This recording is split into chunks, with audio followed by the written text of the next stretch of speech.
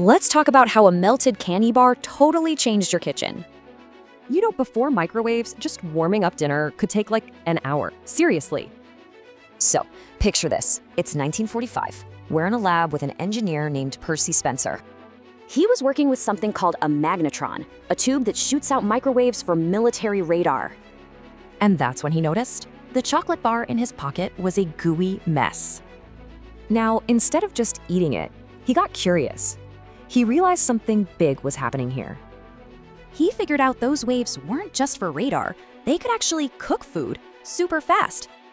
He knew he was onto something huge, so he patented the idea right away. But the first microwave, the Radarange, wasn't some neat little box.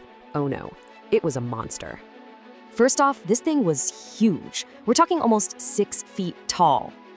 And it weighed a whopping 750 pounds. Just imagine trying to move that thing. The price? Well, in today's money, it would set you back over 70 grand. Yikes. So yeah, you can see why only restaurants, trains, and the military could use them.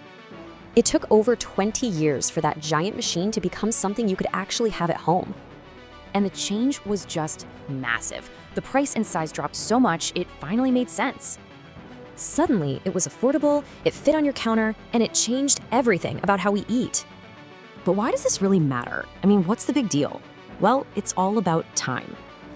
Think about it. The average person spends 6 entire years of their life just cooking. That little invention saves us so much of that time, especially with leftovers. So yeah, next time you nuke your lunch, remember to thank that melted chocolate bar. Which, makes you wonder, what's the weirdest thing you've ever put in a microwave?